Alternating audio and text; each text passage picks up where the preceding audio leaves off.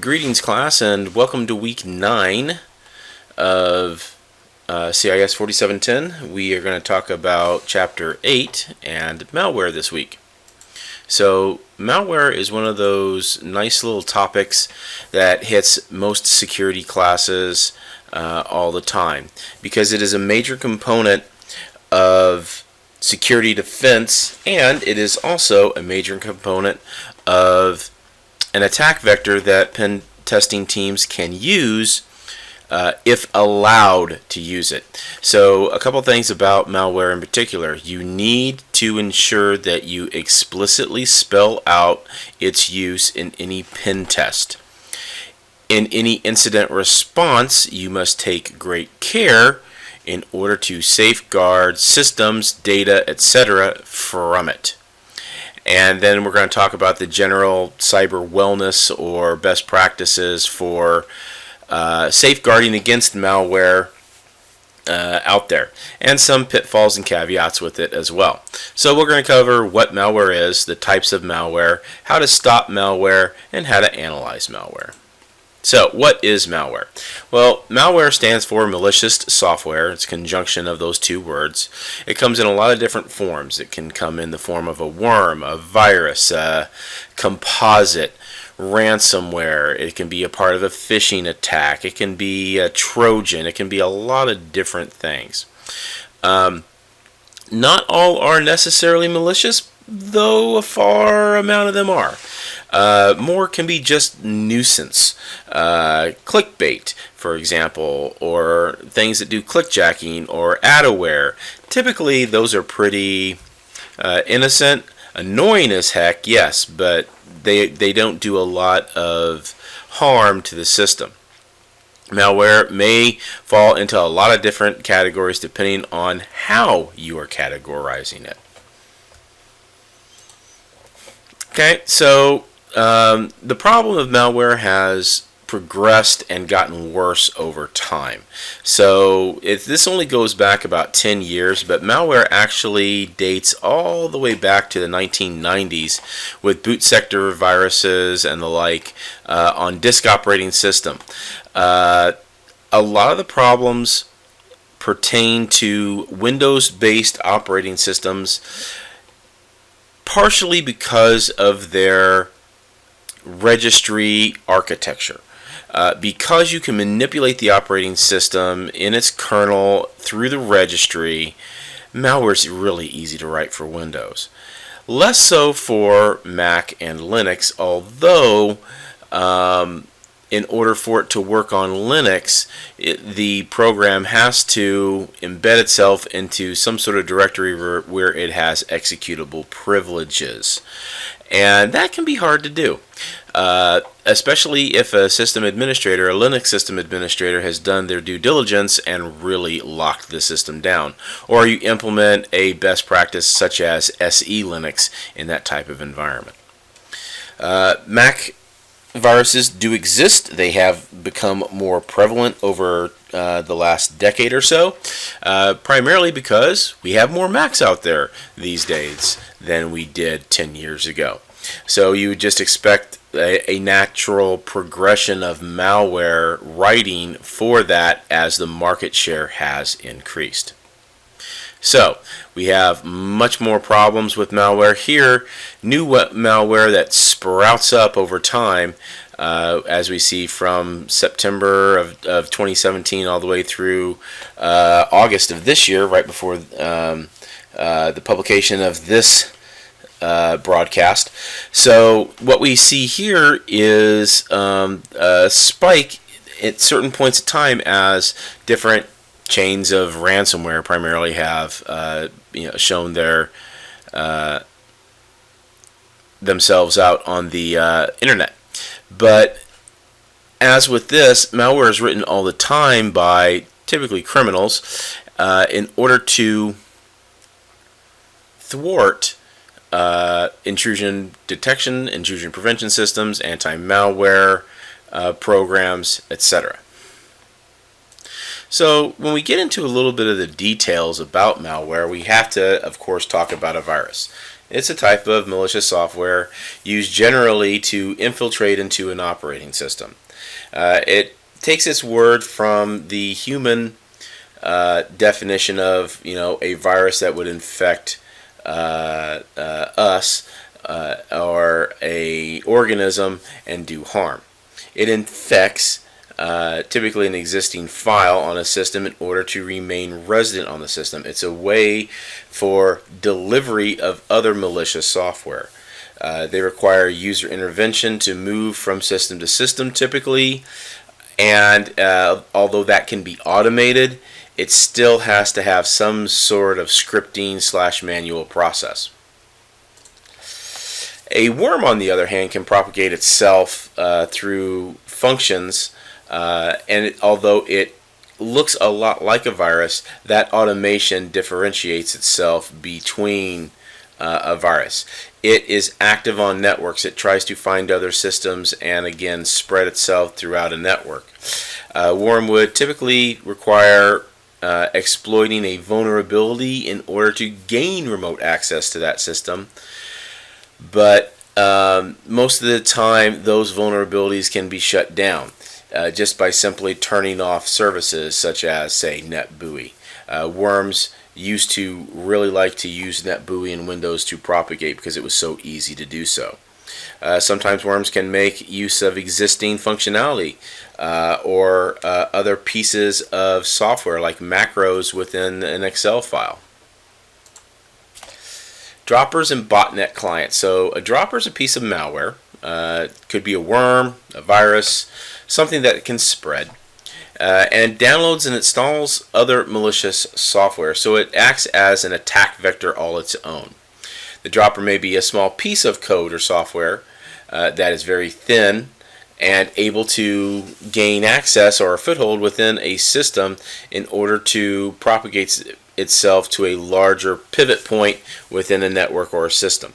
A botnet, similarly, is a client. It's an application that runs on a system, such as an IRC client, and it basically communicates back to a command and control system and awaits instructions. Botnet clients can participate in primarily denial of service attacks or other types of illicit actions, and are typically controlled en masse by the bot herder. Ransomware is the most common form of malware that we know of today because it is being used by criminals in order to gain monetary advancement. Ransomware commonly encrypts user files, and in order for you to unencrypt those files, you have to pay for the key to decrypt them. Without backups, there's no way to recover your files, so backups are becoming a big to-do. Now, ransomware is also one of the things that is keeping the tape backup industry alive, because if you have a system that is infected with ransomware and its data is encrypted and you have a disk-to-disk backup solution, guess what? That backup is also encrypted with the ransomware. Whereas with a tape backup, you have a snapshot in time of it on a separate piece of media that is stored outside of the system. So tape backups are typically one of the better ways to recover from a ransomware attack. However, because of the technology being used today, tape backups are dying out because they are expensive. Rootkits. So a rootkit is nasty, just plain and simple. Let's just put that out there. They have traditionally been used to hide the existence of malicious software. They incorporate tools to overwrite or rewrite or replace pieces of your operating system kernel. And they can replace binaries in systems such as routers and switches. A rootkit may also include a backdoor, like a remote access Trojan, that will allow an attacker to gain remote access. Typically, when you have a rootkit that is infecting a system, the only way to truly 100% be sure that you get rid of it is to delete the system entirely, wipe the drive, deban the drive, zero out the drive, heck, even replace the drive, and then reinstall the operating system. Unfortunately, that's the way it goes a lot of the time. I've only come across 2 rootkits in my career. I was able to 100% fully recover from one because it was a very old and sloppy put together rootkit. The other one, I had to do that. I had to wipe everything off of my system, reload. It was, like I said, it was really, really, really a bad day. So, anti-malware. Anti-malware, first off and foremost, is a huge industry. Just Google antivirus and you will see dozens of products fill your screen, especially with that little ad symbol from Google. They are there to basically act as a way to ensure that malware does not get onto your system. However, a lot of times, anti-malware can be very problematic because it can take up a lot of resources on your system in the form of CPU and memory. Anti-malware looks for signatures in the same way that an IDS looks for signatures.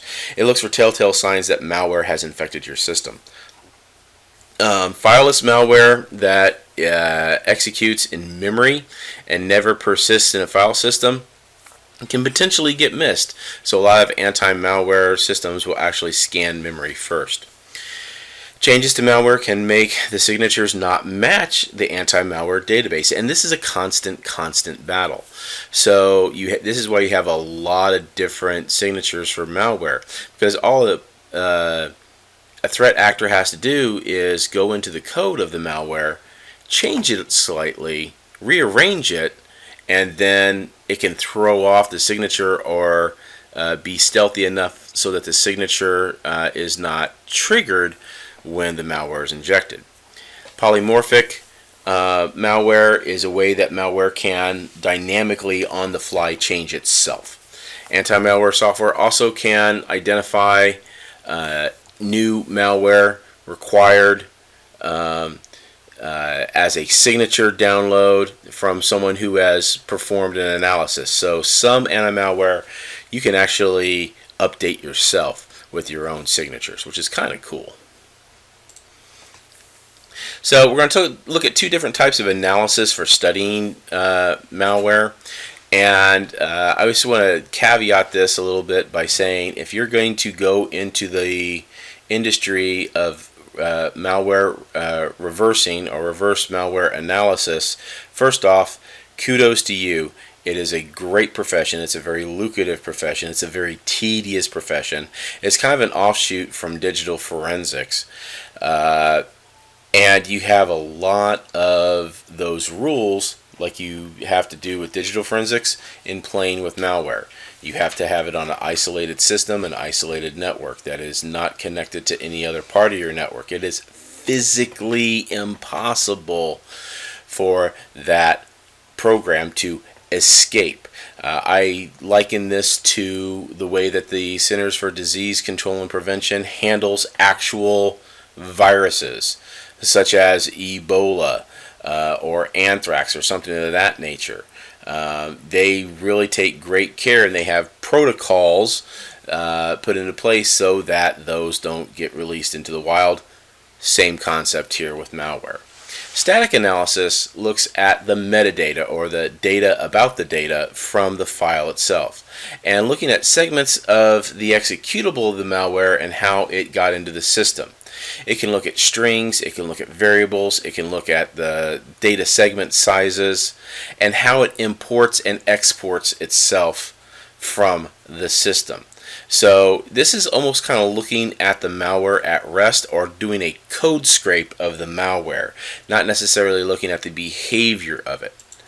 Dynamic analysis is where we look at the behavior of the malware while it is running. Again, this should always be done in isolation. I always say that you should do static analysis in isolation as well, but for test purposes, dynamic is always done in isolation. Observing the behavior of the system as the malware is infecting it, and we can be very sophisticated with this, and running it in a sandbox environment is very critical because it will help us to develop a signature if we can see the behavior of the malware. Okay, so summarizing everything here today, malware is going to fall into a lot of different categories: a virus, a worm, ransomware, dropper, etc. Anti-malware programs rely on signatures, much like an intrusion detection system, and they can change even slightly and cause that trigger, that signature, not to fire, and therefore the malware can get missed. Static analysis looks at information in the file, the metadata, without having to run it as an executable. It's basically like a code review. Dynamic analysis runs and looks at the behavior and activity of the malware, and should always be done in isolation. So that's going to do it here for week 9. In week 9 we have lab 2 and lab 3 is assigned. So I posted last week in week 8 a walkthrough of lab 2, and we'll get into lab 3 here in the next week or so, and we'll start looking at it throughout the rest of the semester. So this is Professor Brown. We're going to sign off for this week. Have a great week, and I will see you around.